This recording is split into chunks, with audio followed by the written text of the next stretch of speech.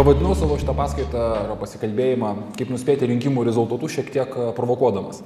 Šiaip iš tikrųjų spėjami yra, arba būrėmi yra iš kovos tirščių ir spėjama yra ateitis, arba spėjami yra kiti įvairūs dalykai. Paprastai rinkimų rezultatai yra labiau palyginami su prognoze. Netikslių menų, kuris yra susijęs su, dažniausiai taikomas yra kalbant apie klimato sistemą.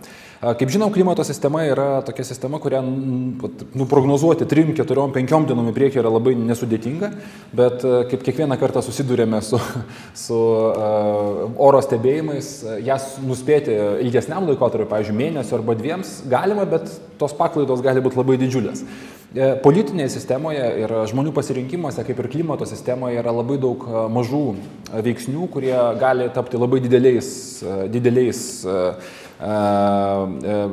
turinčiais labai didelį įtaką, kaip klimate yra kalbama, kad drugelio suplasnojimas Kalifornijoje gali sukelti perkūniją Vilniuje po kelių dienų, tai tam tikrą prasme panašus dalykai politinėje sistemoje taip pat yra gana dažni, tas apsunkina tos prognostikos darbą ir prognostikos dalį. Bet turbūt prieš pereidamas prie tos prognostikos, truputėlį norėčiau apskritai aptarti dabartinę situaciją su prognozuotojais. Reikalas yra tas, kad lietuvių politika yra gyvenanti po revoliucinį laikotarpį. Revoliucijos metu buvo reikalingi pranašai, reikalingi žmonės, gebantis konstruoti didelės sistemas, reikalingi filosofai. Ir jeigu mes pasižiūrėsime į visą mūsų politikos kartą, kurią mes didžiuojamės išėjusi iš po Sąjūdžio, didžiumoje tai yra dėsnių išmanytojai, dėsnių žinovai. Tai yra žmonės, kurie gali operuoti pakankamai sudėtingomis politinėmis savokomis ir pakankamai taip aiškiai išreikšti savo nuomonę vienu arba kitų klausimų, intelektualai.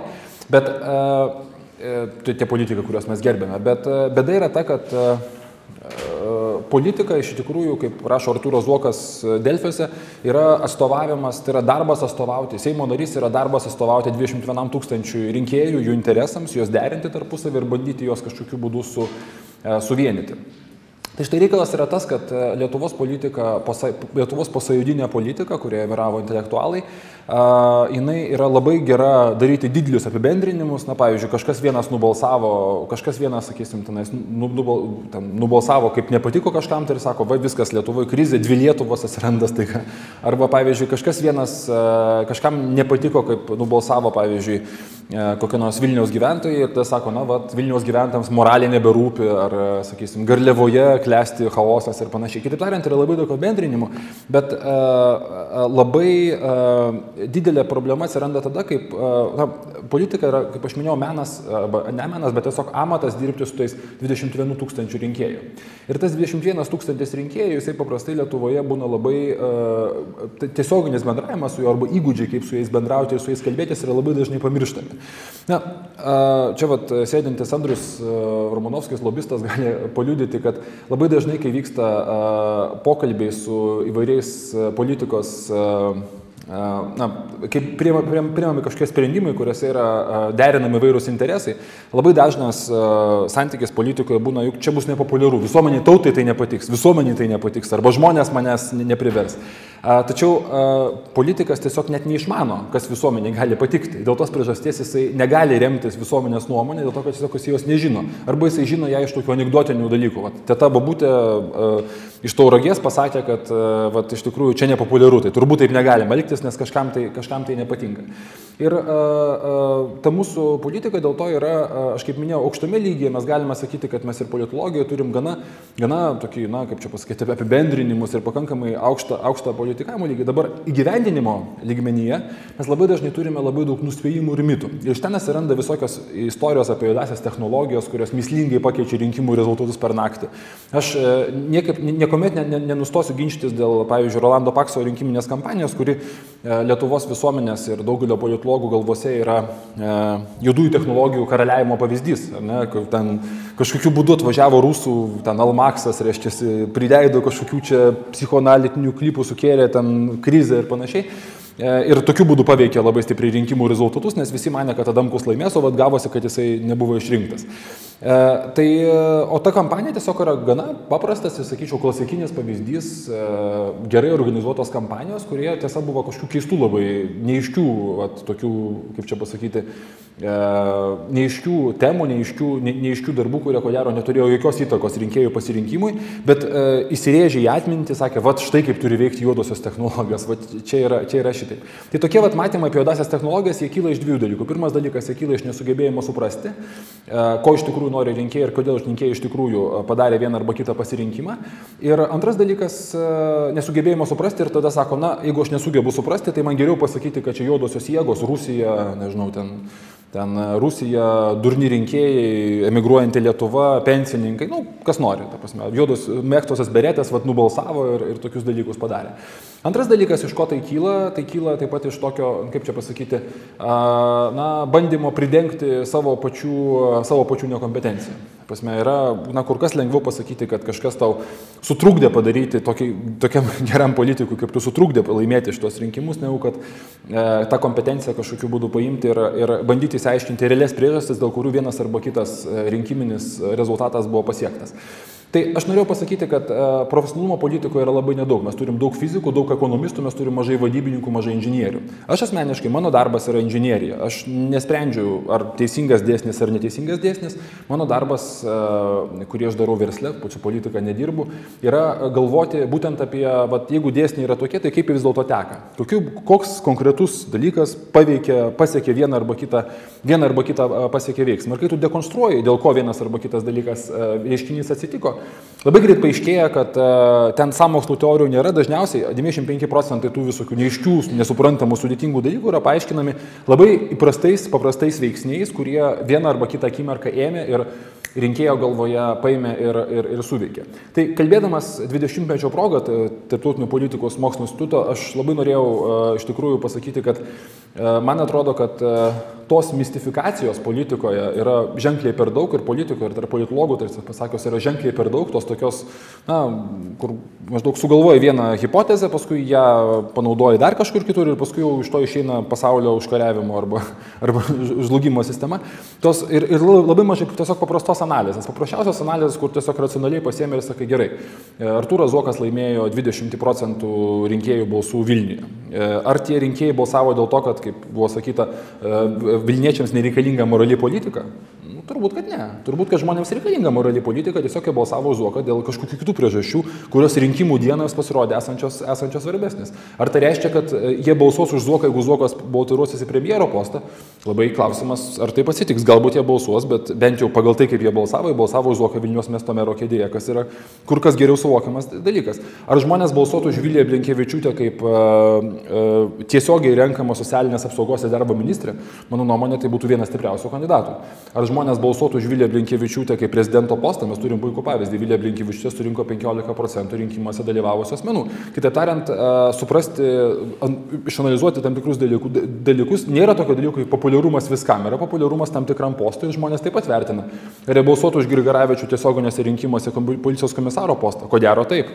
Ar jie balsuotų už Grigaravičių rinkimuose į finansų ministro postą? Ko gero ne, nes kompetencijos rytis yra šiek tiek skirtingos. Tai mano palinkėjimas 30-mečio proga iš tikrųjų būtų, kad kuo greičiau jūsų karta ir žmonės turintys dėl to šiek tiek didesnį suvokimą, kas yra sociologija, kas yra objektyvi reiškinių, o ne emocinė reiškinių analizė, kita vertus tam tikrą vertybinį pamatą ateis į politiką, tuo greičiau toje politikoje bus daugiau profesionalumo ir tai kur kas labiau atlieps ir pačių rinkėjų uždavinius. Nes kuo politikas galės racionaliau suprasti, ko jo rinkėjai iš tikrųjų nori, kur jisai tikrai sutampa jo požiūrį su rinkėjų požiūriu, tuo greičiau mes galėsime pasakyti, kad tas nepasitikėjimas, kurį vakar su gerbiamu Ramūnu kalbėjome, jis bus Lietuvoje įveiktas. Tai tiek tokios užsitęsusios įžangos, labai norėčiau po tokio tam diskusijų laikotarpio padiskutuoti, ar aš iš ties teisingai kalbu, ar teisingai mąstau. Ir truputėlį apie tos tokius rinkimų rezultato spėjimą. Prognostika yra iš tikrųjų nedėkingas užsiėmimas dėl to, kad dienos pabaigoje reikia pasakyti vieną prognozę ir kaip žino visi Lietuvos makroekonomistai, visą laiką ten to BVP augimo vienas arba kuris kitas nepataiko. Ten sako, augs 3,5, paskui sumažina, paskui pakoreguoja ir daro panašiai. Surinkimų rezultato spėjimas yra ganėtinai panašus dalykai, tik tai skirtingai negu ekonomika, dėsniai čia lemia dar mažiau ir kur kas labiau lemia atskiri atsitikimai arba atskiri įvykiai. Kita vertus, jeigu tai nebūtų visai galima nuspėti, tai ko gero nei Lietuvoje, nei užsienyje tokio politinio konsultacijų profesija kaip ir neegzistuotų, nes tai būtų visiškai beprasmiška, kad tu negali kurti kažkokių politinės komunikacijos veiksmų, negalvodamas, kaip tai gali paveikti galutinį kažkokį tai rezultatą. Aš pats savo nedirbu su politikais nuo 2004 metų, tačiau nuo to laiko vis labiau to domiuosi, nes iš komunikacijos pusės rinkimai yra nuostabus dalykas. Tu gali vieną dieną gauti, netgi kai vyksta pirkimas, kai žmonės balsuoja savo pinigais, pirkdami vieną arba kitą produktą, nėra taip įdomu negu rinkimuose, nes žmonės perka, jiems vis tiek reikia vartoti skalbimo miltelius ar telefono mobilų ryšį. O atrinkimai yra viena diena, kai žmogus yra priverstas per dieną pasakyti savo nuomonę. Ir priverstas yra per dieną už kažką tai pasirinkti ir paspausti mygtuką ir pasakyti, va, aš balsuosiu šituos arba neisiu balsuoti ir panašiai. Dėl to iš komunikacijos perspektyvos yra tas rinkimo analizė labai daug pasako apie visuomenės sandarą, apie jos kažkokį tai, kaip čia pasakyti, visuomenės sandarą, visuomenės lūkesčius, visuomenės dėsnius ir tam tikrą prasme rinkimai yra kaip šioks toks, tokia rentgeno fotografija. Tu labai gerai gali pamatyti pagal taip, už ką balsavo ir išanalizavęs tuos reiškinius, tu gali labai gerai pamatyti, kas toje visuomenėje darosi, kokie dabar yra vyraujantis veiksniai, ką paskui gali panaudoti ir dirbdamas su verslu arba su visuomeninėmis organizacijomis. Tai tie 5 dalykai, kurie mano nuomonė yra svarbus prognozuojant rezultatus, yra štai tokie. Pirmas dalykas, aš truputį apie tai užsiminiau, yra žaidimo taisyklės. Reikalas yra tas, kad žmonės vienaip perka skalbimo miltelius ir kitaip perka sneakersus. Žmonės vienaip vartoja mobilų ryšį ir visiškai kitaip vartoja bankinės paslaugas. Ir aš taip pat pasakyčiau, žmonės vienaip renka savivaldybių rinkimuose ir visiškai kitaip renka prezidento rinkimuose. Taip, aktas yra panašus, taip, veiksmas yra pakankamai panašus, taip, procesai yra panašus, įtakos yra panašios, bet vertinti tų visų veiksnių vienodomis kurpaliais yra tikrai negalima. Kitaip tariant, jeigu būtų tiesioginiai rinkimai į socialinės apsaugos ir darbo ministro postą, žmonės renka vienaip, jeigu būna tiesioginiai rinkimai į prezidento postą, žmonės renka pagal visiškai kitokius kriterijus. Aš esu nemažai dalyvavęs kaip ekspertas ir šiaip matęs tyrimų, kuriuose eina kalba apie idealias savybės skirtingose pozicijose žmonių. Tai kas yra turbūt labiausiai toks, sukrečiantis dalykas, kad prezidentas labai stipriai skiriasi, idealus prezidento vaizdas labai stipriai skiriasi, pavyzdžiui, idealaus premjerministro vaizdo, labai stipriai skiriasi. Pavyzdžiui, jeigu taip dabar aš jau porą metų tokių rimtesnių tyrimų nesustebėjęs, bet anksčiau būdavo, kad jeigu idealus prezidentas yra šiek tiek labiau Adamkus, tai idealus premjeras yra šiek tiek labiau Brazauskas. Ta prasme, vienas turi savybės atstovauti, reprezentuoti, gražiai elgtis, būti pakylėtas virš visuomenės, kitas savo ruožtų priešingai turi būti žemiškas, konkretus, aiškus, spręsti problemas, sakyti, būti kietas, nepasispirti, neatsispirti ir panašiai. Jeigu kalbėtumėme apie tai, kas yra, tarkime, labai svarbu, pavyzdžiui, renkant į kokią nors miesto mero postą, yra vėl visai kiti dalykai. Vilniečiai, pavyzdžiui, buvo labai ilgalaikis, apskritai dabar mes turim tokias buržuazinės revoliucijas Rusijoje, buržuazinės revoliucijas Lenkijoje, kur paliko to judėjimas, ten paliko tas rūko marihuaną, bandausi rūkyti marihuanos suktinės Lenkijos parlamento rūmose ir turi apie 15% visuomenės sisteminį palaikymą. Turime kitur tokį liberalių partijų, sakysim, tokių liberalių agresyvių partijų augimą. Tai pavyzdys yra toksai, kad, sakysime, yra tam tikrose pozicijose yra žmonių, kurie, pavyzdžiui, Vilniaus miesto mero rinkimuose, jie buvo akivaizdžiai nusivylę tais 4 ar 5 beveidžiais merais, kuriuos matė, kurie nesugebėjo priimti sprendimų, jų nuomonė, kurie prastai reprezentavo miestą ir apskritai darė gėdą miestui. Ir tam tikrų momentų sakė, kas buvo tiksliausiai nei jie, Zuokas buvo toksai. Ir ta tendencija labai stipriai, kaip čia pasakyti, sugrąžino atgal į rinkimų postą, į rinkimų vietą merą, kuris prieš tai buvo pralaimėjęs vienmandatę apygardoje mieste. Tai irgi reikia prisiminti, priminti, kad Seime jo miestiečiai taip stipriai nepalaikė. Taigi žaidimo taisyklės kiekvienoje kategorijoje yra skirtingos. Ir pirmas dalykas, be to jos nėra nusistovėjusios nuolatos. Tarkim, prezidento rinkimai, kai buvo renkama, paskutiniai prezidento rinkimai buvo kitokie negu prezidento rinkimai renkantis anksčiau. Ir vis dėlto reikia susivokti, kokios yra žaidimo taisyklės, ko žmonės šiandien nori tame poste, ką žmonės nori tame poste matyti, kokias savybes. Ir tik paskui galima pagal tai vertinti, kiek kandidatai atitinka prie to idealaus prezidento varianto ir tas yra labai, duoda labai didelės informacijos analizuojant tą visą dalį. Ir čia turbūt pagrindinė taisyklė, kalbant apie žaidimo taisyklės, yra tokia.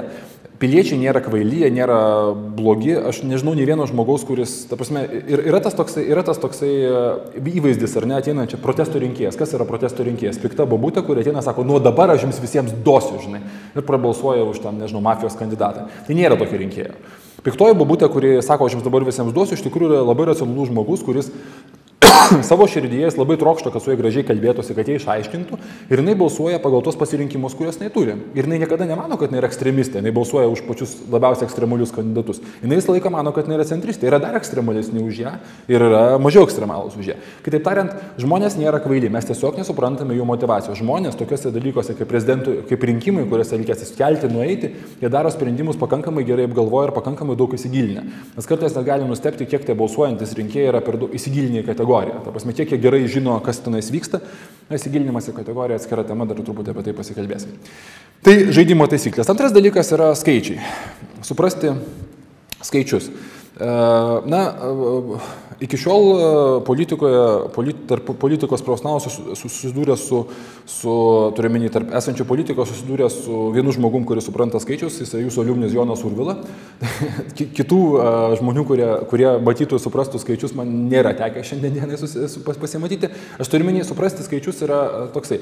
Filosofai skaičių, kaip žinia, nemėgsta. Skaičiai yra kažkas, kas yra priderinama prie idėjos. Ir ten skaičiai, ten emigracija 100 000, ar kaip aiškėjo, ar išvažiavusių ten ar 500, socialinė apsaugoje ir tiek yra priderinama prie idėjos ir ta idėja, tai skaičiai pailiustruoja.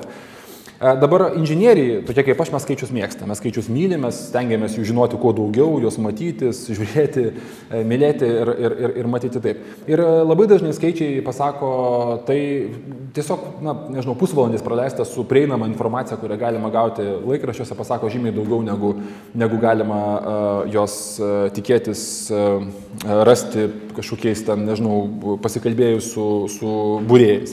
Tai pirmas dalykas yra demografija, kas balsuoja, kiek balsuoja, kur balsuoja, kada už kiek balsavo. Tai yra tiesiog pasidaryti vyriausios rinkimų komisijos puslapį ir tiesiog pasinagrinėti. Tai yra labai daug informacijos. Kurioje apygardoje už ką balsavo, kiek balsavo, kaip balsavo, kodėl, kur ir už kurią partiją ir kaip tos tendencijos keičiasi per kelis metus ir kaip jos tampa su valstybinėmis tendencijomis. Ir tiesiog elementarios Excelio lentelės pagalba gali pakankamai daug ką susižinoti. Kitas dalykas yra realus reitingas. Tai Lietuvoje yra nuolatos skelbiami įvairūs partijų reitingai. Apie kiekvieną iš jų būtų galima sakyti. Pagrindinis klausimas, į kurį reikia stebėti, vis tik tai yra, kaip yra formuluojamas klausimas, koks yra interviuotojų kokybė, ar tai buvo apklausa atlikta telefonu apklausos paklaida yra šiek tiek mažesnė ir menkiau žinomas apklausų firmos turi tendenciją prašiau kontroliuoti savo apklausų atlikėjus ir yra didesnė tikimybė, kad ten buvo kažkas tiesiog ne iš piktos valios prirašyta arba pridėta. Ir taip pat kitas dalykas yra vis dėlto labai svarbu stebėti to reitingo nuoseklumą, nes tik nuoseklus reitingas gali parodyti kažkokią, pagal tam tikrą metodiką, pavyzdžiui, kaip jūs balsuotumėte, žmonės gali skirtingai sakyti klausimą, kaip jūs balsuotumėte, jeigu kitą savaitę vyktų Seimo rinkimai, ir gali kitai pasakyti, kurią partiją jūs simpatizuojate. Yra du labai skirtingi klausimai, nes simpatizuoti gali vienaip, balsavimas jau yra visiškai kitoksai atsakymas. Dar daugiau žmonės gali vienaip parašyti, kai jiems išvardinamas 10 partijų sąrašas, 20 partijų sąrašas, 3 partijų sąrašas arba 2 partijų sąrašas. Tai tokių vėlgi dalykų galima surasti, jos tiesiog galima gana gerai pasižiūrėti. Tam vėlgi reikia praleisti 1 valandą, bet aš manau, kad jūs kaip studentai tai tikrai mokate ir tai tikrai nėra labai sudėtinga pasinagrinėti įvairių reitingų tikslumą ir pagal tai nustatyti daugiau mažiau tikslų reitingą. Dabar tas reitingas nėra tiek svarbus, kiek yra svarbi reitingo dinamika. Dėl to, kad realus reitingas, kai žmonės apskritai tokiuose dalykuose kaip politikoje, tie, kurie yra įsigilinę į kategoriją, vadinkime, tie yra žmonės įsigilinę į kategoriją, tie, kurie domisi politika, domisi tas rytimi, jie rūpinasi, jie ten, nežinau, seka, kas vyksta, žino, kas yra Lietuvos ne tik tai premjeras, ne tik prezidentė, bet ir dar bent 3-4 ministrus, tai čia yra jau pakankamai didelis įsigilinimas, gali stebėti diskusiją, pavyzdžiui, ir bent jau, kaip čia pasakyti, neperjungti kanalo pirmas 5 minutės, paskui išjungti tik ant antrų 5 minučių, kurioje 3 neįdomus vyrai su kostiumais kažką neaiškiai kalba. Tai tokių žmonių yra santykinai nedaug, bet ir paprastai jie turi ganėtinai aiškiai įsitraukia ganėtinai aiškiai, turi, sakysim, būti tendencija tam tikrų partijų simpatizatoriais ir simpatikais ir turėti savo ganėtinai aiškes ir ganėtinai tvirtas normas apie tai. Tas įsigilinusių kategoriją žmonių skaičius politikoje, jis niekur nėra labai didelis, nei Lietuvoje, nei kitose valstybėse, jis visuomet yra ganėtinai pastovus, šiek tiek laviruojantis. Beje, labai panašiai yra, pavyzdžiui, tarp mobiliojo ryšio vartotojų. Įsigilinusių kategorija mobiliojo ryšio vartotojų, kurie supranta, seka naujoves, yra visą laiką apie 25-30%. Niekada nebūna daugiau. Tai prasme, yra žmonės, kuriems telefonas bet koksai tinkamas, yra žmonės, kurie tam tikrų savo gyvenimo laikotarpių arba dėl papratimo mėgsta tą telefoną gilintis, žiūrėti, lyginti, kas pigiau, kuris operatorius kainuoja, kieno ryšys greitesnis ir panašiai. Tai tas įsigilinusi kategorija politika, jų paprastai skaičių galima nustatyti stebint reitingo dinamiką, stebint reitingo matymą. Tai tu gali nustatyti realų partijos, sakysim, vienos arba kitos politinės partijos arba politiko reitingą, kuris yra daugiau mažiau nekintantis ir sistemiškas. Tuo tarpu, kai eina kalba apie tuos reitingų pakėlimus, kaip Lietuvoje būna, ten pakilo vienos partijos reitingas, nukrito 5%, vėl pakilo, labai dažnai tai būna, tiesiog, net aš žmogų paklausė, arba žmogų kitokia, jis nelabai ką rodo. Kas labai svarbus dalykas yra, ypatingai prieš rinkimus, 4 mėnesius prieš rinkimus stebėkite dinamiką. Jeigu yra bet kokia dinamika, bet kuriai partijai, 95%, kad jinai gaus daugiau balsų, negu jinai dabar turi pas save užrašyti. Labai geras pavyzdys yra, klasikinis pavyzdys yra Rolandas Paksas, kai Rolando Pakso rinkimų kampanijoje gruodžio mėnesį 2002 metais pradėjo kilti reitingas. Buvo ten 5%, 3%, 5%, 7%, 9% ir man reikės turėjo 11%, Paulauskas tuo metu turėjo gal 14 ar 15%. Gruodžio mėnesį likus 2 savaitės iki rinkimų. Kaip atsimenam, Paksas surinko pirmame ture 29% balsų. Ta prasme, jo tas šuolis buvo neproporcingai didesnis. Ir tas yra matomas beveik visų. Jeigu kažkuri partija, ar konservatorių partija prieš praėjusius rinkimus Seimo, jeigu kažkurios partijos kilimas yra akivaizdžiai matomas, tas išmukimas yra matomas, 3-4 mėnesių perspektyvoje tai yra labai aiškus ženklas, kad kažkur tai vyksta galvose pokyčiai ir labai didelė dalis neapsisprendusių rinkėjų, jie gali persikelti vieną arba į kitą pusę. Na ir kitas dalykas, dar labai svarbus dalykas yra potencialus reitingas. Šia prasme, Vilmoruso tyrimas yra Vilmorusas turi nuostabų tyrimą, kurį mano vienas pačių mėgstamiausių tyrimus vadinasi, ar palankiai ar nepalankiai vertinate šios visuomenės veikėjus, kuris iš esmės nieko nesako apie realų įpalankumą, nes žmogus, kuris palankiai vertina visuomenės veikėją, pavyzdžiui, poną Grigaravičių, jisai gali už niekada gyvenimą nebalsuoti, nes nuo palankumo, principinio palankumo vertinimo iki realaus apsisprendimo balsuoti rinkimų dieną yra labai tolimas kelias ir tie procentai gali nubirėti šimteriopai. Bet ką tas dalykas parodo? Jisai parodo, kiek potencialiai tu gali turėti žmonių. Rinkodaroje šitas procesas yra vadinamas brendo arba, kaip čia pasakyti, prekės ženklo tuneliu. Pirmas dalykas, kiek žmonės žino. Antras dalykas, kiek žmonės svarstytų rinktis kaip vieną iš 5 produktų. Trečias dalykas, kiek žmonės labiau rinktųsi šitą produktą tam tikroje situacijai. Trečias dalykas, kiek žmonės tikrai rinktųsi šitą produktą, ir galų gale, kiek žmonės tikrai jį perka bet kokiamis sąlygomis, šiuo atveju eina balsuoti per minus 30 laipsnių šaltį ir tikrai eina žiūrėti. Politikoje šitas brendo tunelis arba tas prekės ženklo tunelis, jisai nėra tiek 100% atitinkantis situaciją, nes yra tiesiog sudėtingesnė sistema ir tų pasirinkimų visuomet yra daugiau negu 1, 2 arba 3, bet iš esmės tie patys principai galioja. Žinomumas, palankumas. Palankumas yra labai svarbi dalis, kuri nustato, paliudija, sakysim taip, kiek žmonių apskritai galima tikėtis pritraukti vienam arba kitam politikui, vienai arba kitai partijai. Taigi skaičiai. Sekantis dalykas, po skaičių, žinoma, reikia pereiti prie jausmų. Komunikacija yra toksai pasakymas, kuris yra, mano nuomonė, labai teisingas, kad žmonės labai dažnai sprendimus daro remdamiesi jausmais, kuriuos vėliau aiškina logiškai. Tai yra, tu nusipirki tą sneaker, nežinau, ta raudonos spalvos tašė, nes tau jinai graži ir patinka, bet tu logiškai aiškini, kad jinai buvo pigesnė, jinai buvo nukainuota, jinai labai tinka prie mano suknelį. Tu randi 100 būdų visą tai paaiškinti. Labai panašiai yra daugelį vietų, ypatingai kai dalykai yra ypatingai matomi, tas žmogus labai racionaliai stengiasi paaiškinti, dėl ko jis tai daro, nepaisant to, jis labai dažnai atliepia tam tikrus emocinius poreikius. Yra turbūt dešimtys skirtingų emocinių poreikių nustatymo būdų ir sistemų ir aš turbūt esu daugiausiai dirbęs su viena iš jų, kuri vadinasi Netscope, kuri žmonės dalina tokias 6 kategorijas pagal jų emocinius poreikius ir kurie yra tam tikri daromi prielaidos, kaip žmonės elgtųsi vieno emocinio poreikio požiūrį į politiką metu, žmonės elgtųsi atsiradus tam tikram politikui. Bet tų visų sudėtingų sistemų kartais net nereikia, kartais tiesiog reikia bandyti įsivaizduoti, kad pirmas dalykas visuomenė nėra vienalytės visuomenės, tai yra ta vienalytė visuomenė dažniausiai būna 30-40% žmonių, tai vadinama yra, sociologijoje dažnai vadinama yra masė. Ir ta masė, kuri yra pačiame centre, jinai paprastai turi tendenciją judėti kartu. Jeigu žmonėms patinka, tada automatiškai persirita ir laimi. Jeigu žmonės patinka, žmonės pasitraukia ir ta persirita laimi kitą pusę. Ta prasme, ta masė ritinėjasi beveik visur. Čia galima imti pavyzdžius, geras pavyzdys būtų alus, kai žmonės labai ilgai Lietuvoje gėrė tokį švyturį alų, gėrė tokį kalnapilio alų ir kalnapilis buvo populiariausias alus ir tam tikrų momentų kalnapilis darė ištisą eilę klaidų rinkodaroje, ten kvailai visai pelgėsi. Ir staiga 99 metais 3 vietą užimant alaus darykla švyturys per 4-5 mėnesius staiga tapo pačia populiariausia. Tai yra žmonės masiškai pradėjo gerti švyturį alų.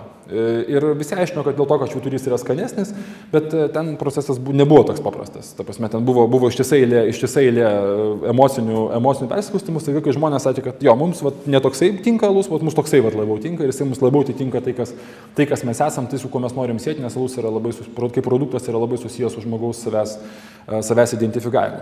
Politikoje yra baisiai panašu. Žmonės stebisi, jie turi tam tikrų emocinių poreikių, kurios viena arba kita partija, vienas arba kitas kandidatas jiems padeda tiksliai arba netiksliai atspėti. Bet atmetus visą tą toks sudėtingesnius modelius, vis dėlto pagrindinis klausimas yra paprastas. Kokius jausmus žmogus jaus rinkimų dieną? Kaip jis tą dieną jausis? Kas jam tą dieną rūpės? Kaip jis bus rinkimų dienoje ir kaip jis tą dieną, už ką jis norės balsuoti.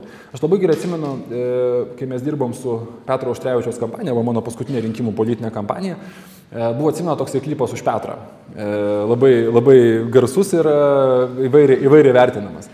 Jis nebuvo visiškai tipiškas pavyzdys to kaip buvo, bet aš labai gerai atsimenu tada kūrybininkas iš reklamos agentūros DDB sakė, aš įsivaizduoju, atsikelia žmogus, sekmadienis, šalta biškiai, žinai, dar ten toks išties laikas ir kaip jis jausis tą dieną, ką jis norės neįsveikti, žinai, jis bunda, reikia už Petrą prabalsuoti, ir išeina, visas klipas buvo išeina, gerai apsirengę žmonės, šiltai, prabalsavo už Petrą, paskui nueina išgerti kažkur, arba ten kaviniai pasidėti, kavos atsigerti, su vaikais pabūti, tai buvo toksai saitas. Aišku, ten toj kampanijoje buvo kitų dalykų, kurie buvo tai, bet kaip pasmąstymas, jis labai yra panašus. Ir visose kampanijose, tarkim, kaip, pavyzdžiui, žiūrėtume paskutinius klipus, ypatingai artėjant rinkimų dieną, ar tai būtų Baracko Obamos, ar paskutinė kampanija iš įspūdingesnių, beje, McCaino buvo labai panašiai jausmas.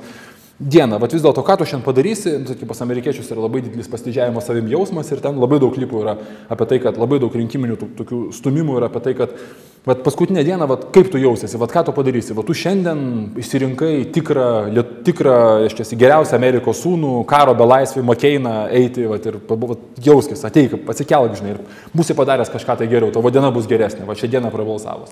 Tai čia yra tas jausmų nuspėjimo arba jausmų tų emocijų žiūrėjimo pavyzdys ir tai būtų galima kalbėti daug, bet tai rinkimuose yra labai svarbu.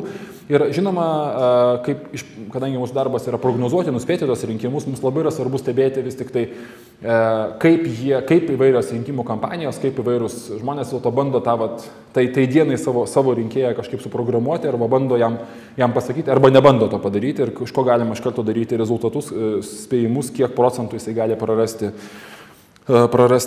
balsų. Laikas truputėlį spaudžia, bandu eiti į priekį, nors apie jausmus tikrai mano mėgstama tema galėčiau kalbėti gerokai ilgiau. Kita tema yra temos.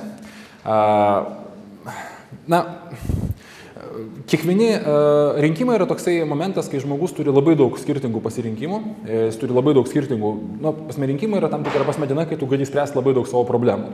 Rinkdamas prezidentą, rinkdamas premjerą, tu gali ateiti ir sugalvoti, šiandien aš išspręsiu savo problemas ir dabar bus šalis eis tokia kryptim, o ne tokia kryptim.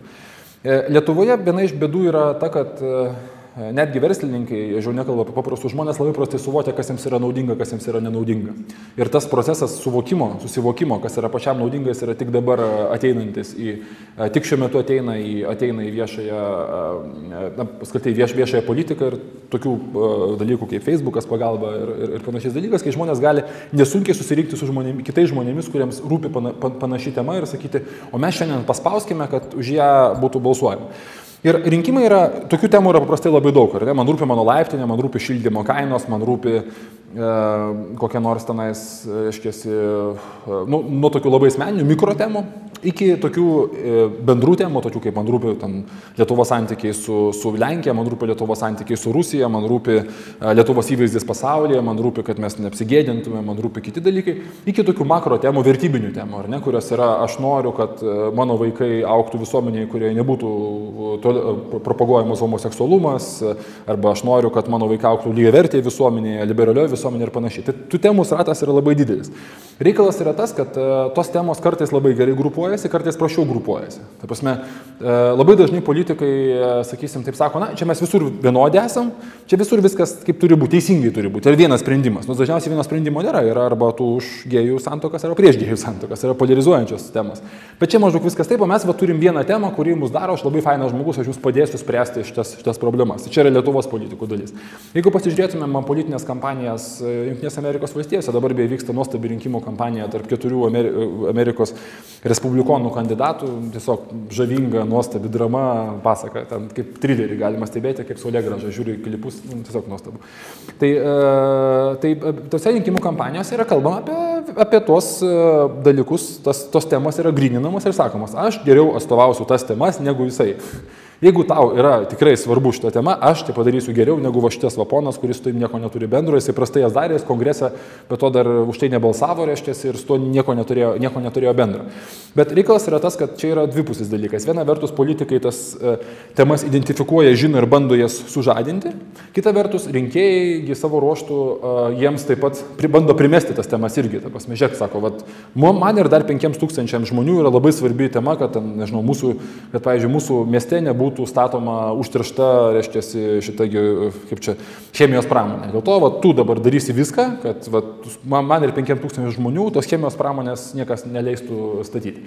Tai grįžtant prie tų temų ir prie tų interesų, rinkimų dieną, kaip įrodė toksai sociologas ir Billo Clintono ir Hillary Clinton rinkiminių kampanijų ekspertas Markas Penas savo labai įdomioje knygoje Microtrends, kurią labai rekomenduoju visiems įsigyti ir paskaityti, arba mikrolinkimės, kaip lietuviškai versti būtų galima, tai jisai įrodė, kad kartais yra maži dalykai, kurios yra didelės temos, ar ne, ten, tarkim, tavo santykis su Rusija, tu myli Rusiją ar nemėgsti Rusijos, koks yra tavo požiūris į Rusiją. Arba, tarkim, tokios didelės temos, kurios, nežinau, gėjų santuokos yra vienas iš pavyzdžių didelių temų, apie kurias daug labai žmonių turi savo nuomonės, ypatingai Jungtinėse Amerikos valstijose. Dabar, bet yra mažos temos, tokios, pavyzdžiui, sakysim, kad aš turiu problemą, kaip Markas Penas Billo Clinton antroje rinkimų kampanijoje suformulavo tokią, surado naują balsuotojų grupę, kuri vadinasi Soccer Moms arba futbolo mamos. Tai yra motinos, kurios yra dirbančios, siekiančios karjeros, tačiau tos motinos siekiančios karjeros ir jos turi problemą tokią, kad jos, reiškiasi, tradiciškai balsuoja už respublikonus, nes jos yra, skaityti, toks, reiškiasi, profilis, apskritai moteris labiau yra linkusios respublikonus balsuoti, kaip sakė Bilas, bet jos turi didelę problemą, ką daryti su jų vaikais. Ir kaip sakė Markas Penas, they could not allow they didn't want any more government in their lives, but they wanted a little bit more government in their children's lives. Kitaip tariant, Billas Clintonas kreipėsi tiesiog į jas ir jie suaktyvino, tas būtent Soccer Moms suaktyvino, paskaičiavo, kad jų yra apie 3%, jos yra labai svarbios tose valstijose, kurios yra swing states, nes Amerikos sistema balsavimo yra labai ten savotiška. Ir ten, jeigu nugali valstija, tai visos valstijos balsai atitenka tau galutiniam skaičiavime. Tai būtent tose swing state'uose tų moterų yra pakankamai didelė krūva ir Billas Clintonas pradėjo visiems labai netikėtai kalbėti ne apie tas tradicinės polarizuojančias temas arba tas temas kaip ekonomikos augimas ir panašiai, pradėjo kalbėti apie tai, kaip jisai padės toms Soccer Moms auginti savo vaikus, derinti darbą su karjera, padės užtikrinti didesnį saugumą tose miestuose, kuriuose jos veža savo vaikus į futbolo treniruotės. Kitaip tariant, iš demografinės grupės, kuri buvo tarsi vienur nurašyta, buvo sukurta visiškai kita demografinė grupė pagal naują problemą. Ir ta problema, būtent pagal tą naują problemą, ta nauja demografinė arba nauja rinkėjų grupė prabalsavo visiškai kitaip, negu jos būtų balsavusios kitu atveju. Tai tokių pavyzdžių nes yra pakankamai daug. Kitaip tariant, šiuolaikinės informacijos technologijos priemonės leidžia susikurti visiškai naujoms grupėms, arba naujoms interesų grupėms, kurios anksčiau buvo sunkiai susikūriamas. Ir tai, kas, pavyzdžiui, pastaruoju metu darosi Facebook'e, kada keli žinomi visuomenės veikėjai turi po 20-30 tūkstančių šitųgi fanų, kurie pritarė visoms jų mintims, kurios anksčiau taip sėdėdavo vienas galvodavo čia tu vienas, o dabar yra koks Algis Ramanauskas ir jisai kiekvieną dieną rašo tokius dalykus ir paskui jį telkėsi jau pakankamai didelė minė, kurie sako taip, Algi, varyk tiems durniams ten. Ir ta minė yra jėga. Ta prasme, jeigu Algis sugalvos išvesti juos į gatvę, jie gali išeiti, panašiai kaip rusai eina į revoliuciją daryti su dublionkė, Gucci. Skaniai pavalgė, pizzą pavalgo, tada eina pabalsuoja, su iPadu parodo ten kokį Putino juokingą šūkį, tada vėl išeina.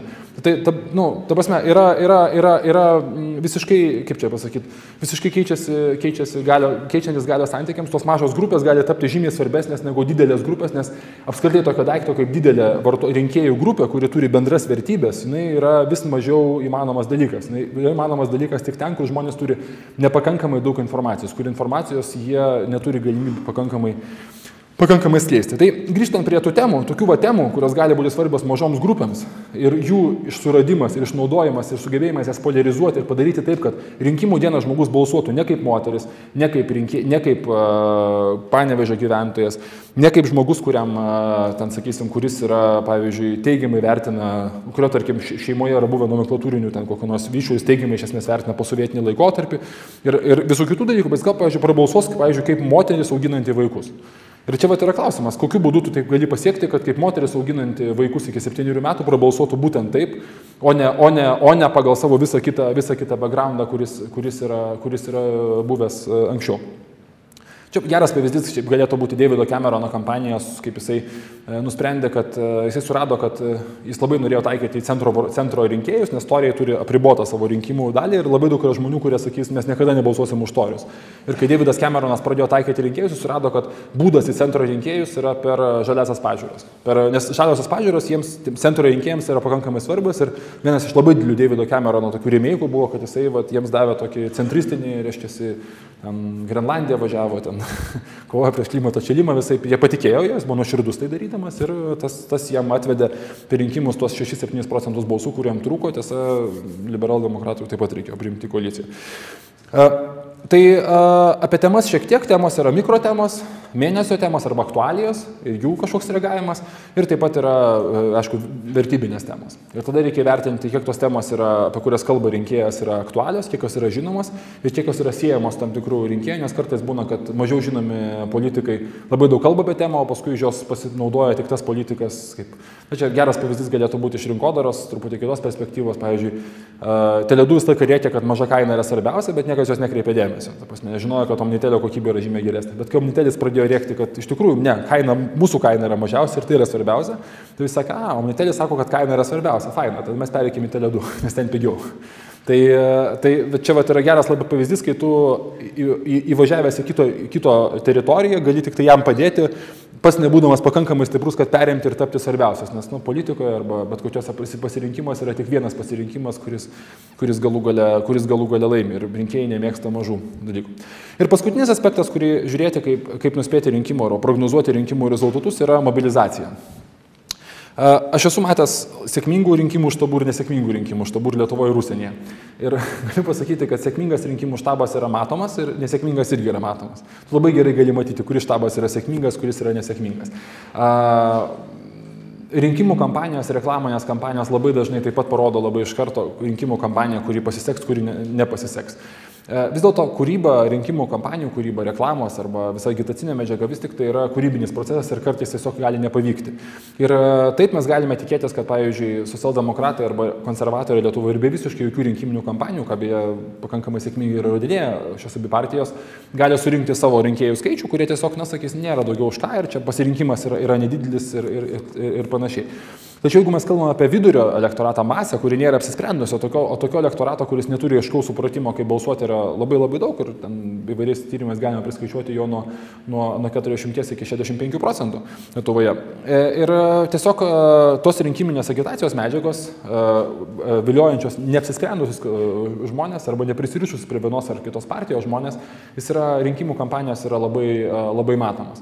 Ir paprastai stebėti, kaip vyksta rinkimų kampanija ir kas labai daro stiprų tokį augimą arba stipriai, kaip čia pasakyti, stipriai ir įdomiai pasakoja apie tai, ką jie darys būdami valdžioje, taip pat yra labai svarbu. Ir tiesą pasakius, paprastai dėl to aš tokių prognozių stengiuosi pasaulyje nesidaryti galutinių, tol kol nepamatai mėnesio, likus mėnesiui, 3 savaitėm iki rinkimų, nepamatai, ką žmonės, kaip yra sudėliotas visas rinkimų kampanijos grafikas ir kokias žinutės siunčia rinkėjams, dėl to, kad Lietuvoje rinkimų kampanijos apskritai yra tokios neįdomios, kad viena ryškesnė kampanija, kaip pavyzdžiui buvo Rolando Pakso kampanija, jinai gali iš esmės pakeisti labai daug nusistovėjusių vektorių ir nusistovėjusių klausimų.